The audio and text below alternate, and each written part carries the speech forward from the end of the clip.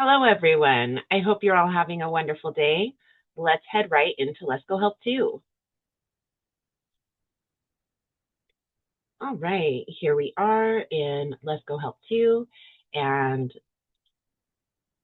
what we're going to do today while we're waiting for Megan is to first, once again, show you guys that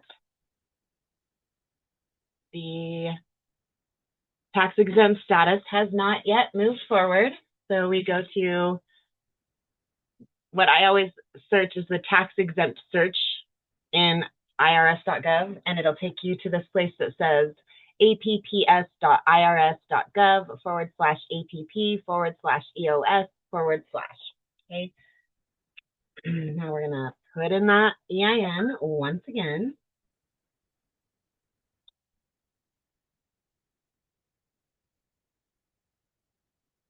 And yes, I do officially now have it memorized. We've done this so many times.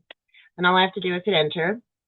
And it's going to show that I'm there, that I have been accepted as a 501c3, and that I'm just kind of in this vague, weird, purgatory limbo kind of a place where they will just not finalize my 501c3 status. It's very frustrating. And so what I did, Megan and I have both tried to call, different times, different days. Megan's tried 4 times total, 3 or 4 times total. I've tried once. We're not getting through. So I put together a little letter. Hopefully this is it here. And this is the final one. Let's see.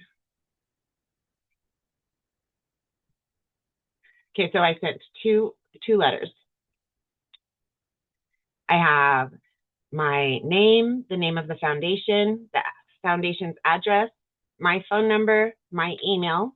I put in the date, of course, and it goes to Internal Revenue Service, EO determinations, exempt organizations, something like that, determinations. It's got their PO box, room number, and the city, state, and zip code.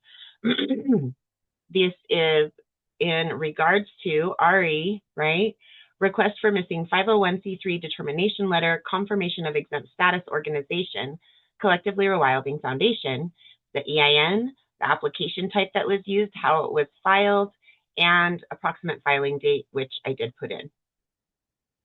Dear Sir or Madam, I am writing on behalf of Collectively Rewilding Foundation regarding documentation related to our application for recognition of exemption under Section 501c3. Notice the EIN is right after the name of the foundation. Our organization has received partial confirmation of tax-exempt status, including evidence that our organization is listed on Publication 78 Tax-Exempt Organization Search, TEOS, as eligible to receive tax-deductible charitable contributions. However, we have not received the complete determination documentation, including the official IRS 501c3 determination letter and any accompanying approval correspondence. We have attempted to resolve this matter by phone on 2 occasions, but each time we were unable to reach a representative and were disconnected following an automated message instructing us to try again later. For that reason, we are submitting this request by mail for timely resolution and record keeping. We respectfully request that the IRS, 1, confirm whether Collectively Rewilding Foundation's exemption application has been approved, and 2, provide a copy of the official IRS determination letter and any missing documentation mailed to the address listed above, or, if approval is still pending, provide the current application status and any remaining steps required to complete the file. To assist with your review, I have enclosed copies of relevant documentation currently available, including EIN confirmation information, incorporation documentation, and Publication 78 TOS listing proof. Thank you for your assistance. Please contact me at the phone number or email above if additional information is needed. Then sincerely, Sabrina Giesler, responsible party, Collectively Rewilding Foundation, and the paperwork that was enclosed. Okay, then I did a short variation. Same intros, right? And then just, Dear Sir or Madam, I am writing on behalf of Collectively Rewilding Foundation regarding our Form 1023-EZ filed via pay.gov. We have received partial confirmation of exempt status, including our Publication 78 TOS listing, but we have not received the official IRS determination letter and complete approval documentation. We attempted to call twice, but were unable to reach a representative. Please confirm our approval status and mail a copy of our 501c3 determination letter and any missing documentation to the address above, or advise if any additional steps are required. Thank you for your assistance, right? And so that is what I have done to take the next step to find out why they will not just finish this 501c3 status. It should have been done months ago, to be completely real about it. Even considering the government shutdown, it should have been done months ago. So something is not going right here. So that was the first thing that I did in regards to pushing us forward here. And today I received from my business mentor the information about the Tooele County grant that I've been talking to you guys about. And so I just searched for this like 2 days ago, and they didn't have anything out yet. But just said, as promised, I wanted to alert you to the opening of the application window for the Tooele County Small Business Development and Extension Grant. The instruction and application can be found here. The application is by email this year. Please let me know how I can help you with this. All right. So boom, we're going to open up that application. This is the county that I live in, the city and county. Small Business Development and Expansion Grant Application and Checklist. Purpose. The Tooele County Small Business Grant is designed to support local businesses in starting or expanding their operation. Businesses may apply for funding up to $10,000 to be used strictly for business development, including but not limited to business startup costs, equipment, inventory, or supplies, marketing and advertising, expansion of physical space, employee training. Please note that employee wages are not an eligible expense. Eligibility criteria. Businesses must be located in Tooele County. Businesses must have between 1 and 15 employees. Funds must be used to start or expand a business that contributes to the local economy. Applicants must provide measurable goals for business growth and community impact. Businesses must submit 6-month follow-up reports for 18 months after funding is received, detailing how funds were used and their impact. Supporting documents. Please attach the following: a current business license, any relevant supporting documents, business plan, financial statements, marketing plan, etc. Application submission. Deadline to submit application is February 27th at 2026 at 5 o'clock. So what am I going to do? I'm going to hop right in here to my phone. And so this is not a cheap solution. However, it certainly could get more expensive, but my family was not following through on their end for their chores. And as I'm working over 70 hours a week between Let's Go Help 2 and Collectively Rewilding, I don't have time to chase them around to get them done anymore. So we ordered this e-calendar off of Amazon, right? And it's really helping. And so I have a grant calendar already started, and this is one of the things that we've done to get on top of our schedules, all right? And so I think it was around $100. I can't remember exactly, somewhere between, say, $80 and $100 on Amazon. And this is going to get our house in better order, get the kids' schoolwork in better order, get the random irregular chores that have to happen that we can so easily forget about once we've thought about them once, all down on this calendar. And so I'm going to go into my Google Calendar, and I am going to, no, let's try this a different way. I'm going to go into my e-calendar, and I'm going to create a task.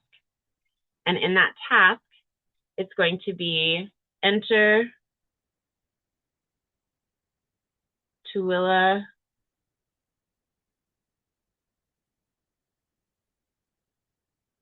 County grant.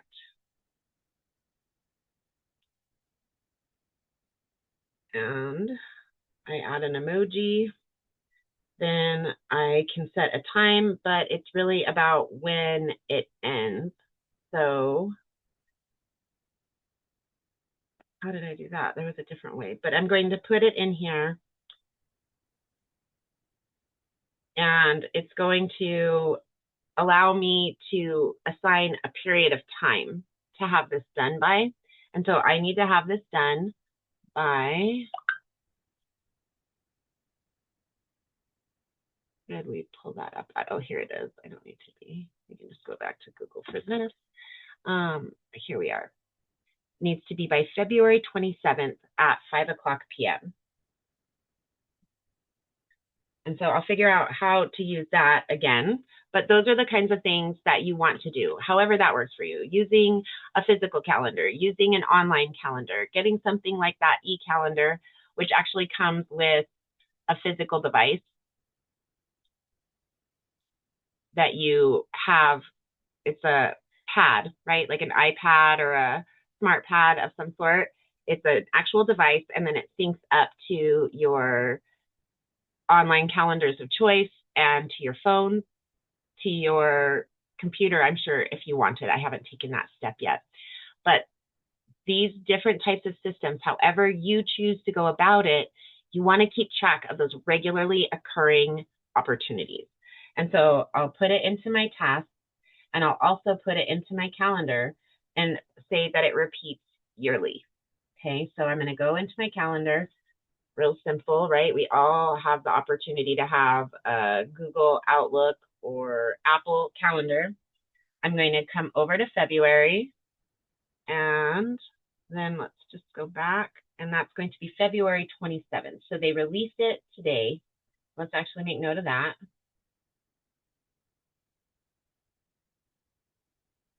Tooele County grant opens. All right, and then I'm going to repeat that yearly, every year. And I'm going to see if I can't add another calendar. Why does it not allow me to add another calendar? The tab, does that change it?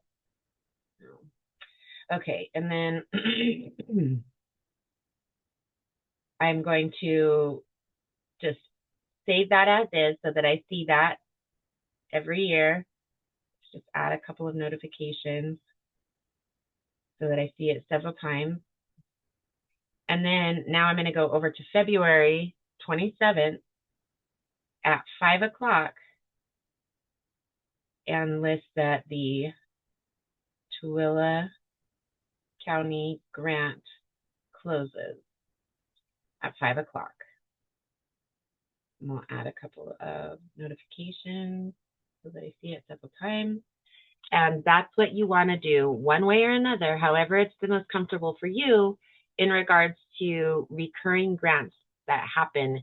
It's not always on the exact same calendar, but it gives you a good idea of when to be looking, right? And so those are the things that I have to start working on, and I'm going to do this for Collectively Rewilding, the for-profit business. So, because we still don't have Miss Megan here, this is Collectively Rewilding, just like we have Let's Go Help too, right? This community is free to the public because of the efforts that Collectively Rewilding Foundation, the nonprofit, is going to do. There are going to be other things involved with the foundation as well, but one of the main ideas is that it provides the opportunity for this forum to be free for anyone to join, right? And so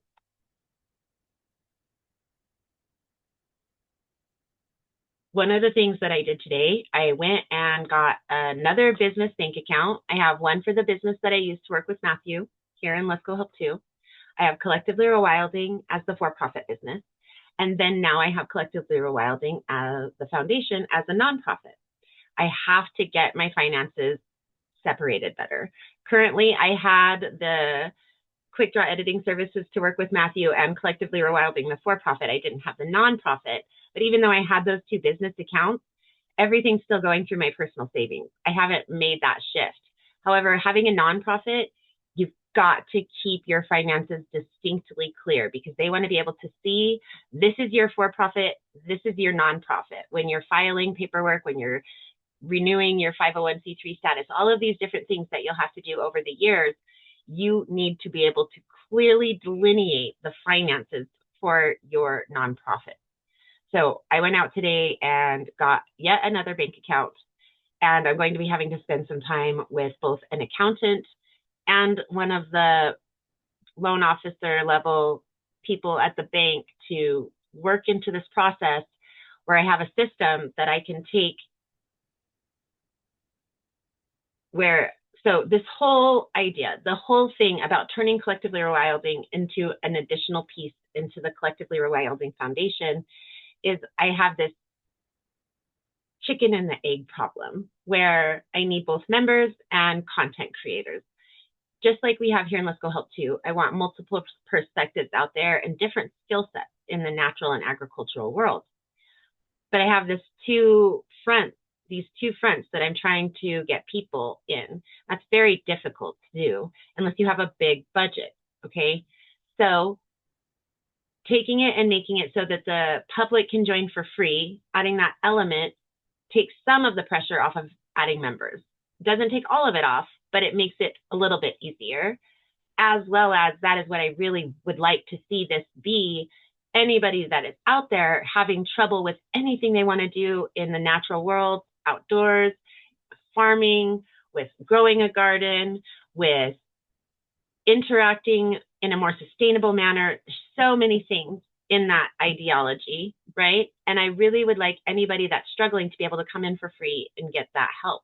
I think that the more we connect to nature, the more we connect to community, the better our future will be, the healthier we'll all be individually, and the healthier the planet will be, right? And so that is a part of why this already has a nonprofit element. I'd also heard Megan talk about why you want to have a for-profit and nonprofit element to your business, because that opens you up to so many different styles of grant and grant-like opportunities.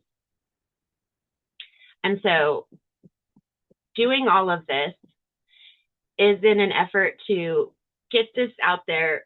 It's already a very well-functioning community. I have anywhere from 15 to 20% participation from the members that I have. That's really high. That's really good.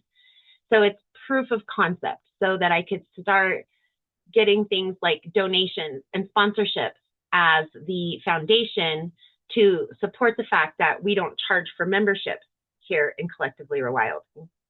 Does that make sense? All the different things that we've talked about today, I should probably just open up the floor to see if anyone has any questions about what we've been talking about today.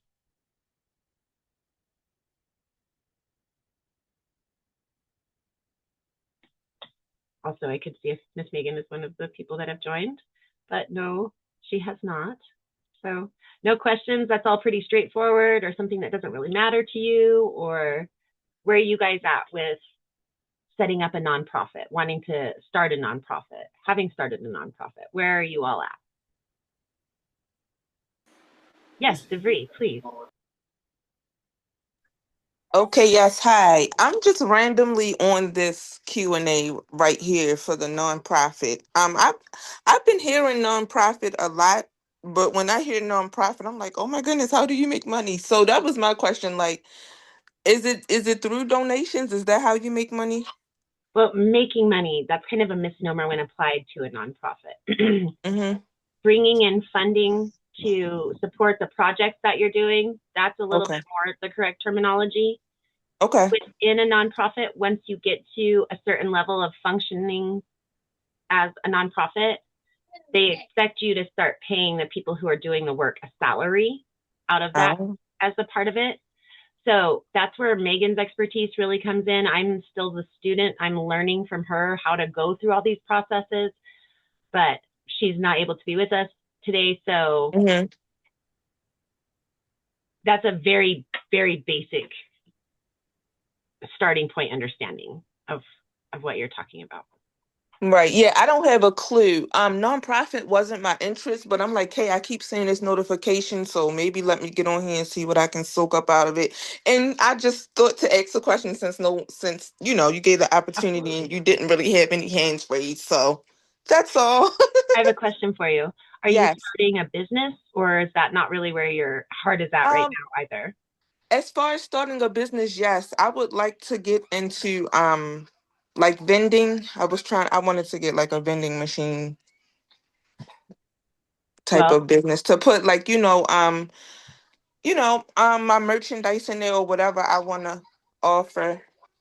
So as far as the starting business thing, I'm interested in that. But the nonprofit, I was just trying to see like what information would be useful to me, if any, like perk my ears up. What did I need to hear? For you, where you're at right now, it sounds more like it would be better for you to be reaching out to nonprofits for grant-like opportunities for yourself Yes. or anything you're trying to do, right? And so Yes. there's two sides to that nonprofit topic: having a nonprofit or benefiting through a nonprofit as an individual, Hmm. right? Yes, I think I'll do better with benefiting at the moment. Absolutely. Yes, but I'll still stick around for any information. You never know what you might hear. Absolutely. Yes, ma'am. Thank you. Thank you, Debris. And I'm so glad that you're joining in and jumping right in there with questions. Yes, absolutely sure. All right, guys. So, any other thoughts, questions? I really was only trying to fill the space to hopefully give Megan enough chance to join in. I don't think that that's going to happen. I don't feel that calling her, where she probably wasn't really hearing me call in the first place, is going to do any good. And she was still active 2 hours ago. So that's about what I had to take you through. What we were going to do was start working on the template to start spay and neuter clinics and vaccination clinics for stray animals, so that anyone anywhere that's having this problem could begin that process. And so hopefully I'll actually have the 501c3 status paperwork next week, but either we'll go through that as the moving on because we've gotten the paperwork, or we'll jump into the spay neuter clinics, vaccination clinics for stray animals. And Megan also wants to start applying for some grant and grant like opportunities as the Collectively Rewilding Foundation, so that you guys start seeing what that looks like if we haven't gotten that designation fully applied yet. Okay, any thoughts, any questions about what this is? More of a topic-based class, right? So any thoughts or questions about what we've covered or nonprofits in general before we jump into the calendar and see what's next?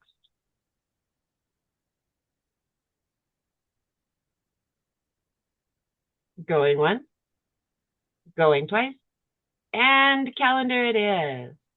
All right. Oh, still in Collectively Rewilding. Let me minimize that down. Let's jump back over to Let's Go Help 2. I apologize. So here is our calendar in Let's Go Help 2. And the next class is going to be with Miss Megan, and I'm pretty sure that she'll be awake and ready, so I don't think you need to worry about that. And that's our grant application workshop, and that is going to be today at 5 o'clock p.m. Pacific, 6 o'clock p.m. Mountain, 7 o'clock p.m. Central, and 8 o'clock p.m. Eastern. And I will be back with you all this Monday for office hours with Sabrina, and that's going to be Monday, January 9th at 5:30 p.m. Pacific, 6:30 Mountain, 7:30 Central, and 8:30 Eastern. All right, guys. I hope you all have a fantastic weekend and that you jump back in to get a chance to actually work with Miss Megan later today. Please feel free to unmute and say good night, everyone. Good night. Good Thank you. night. Good Thank you, night. guys. Thank you. Appreciate you. Enjoy your Good weekend. night. All right. You You too. Enjoy too. your weekend. Thank you, guys. Bye, everyone.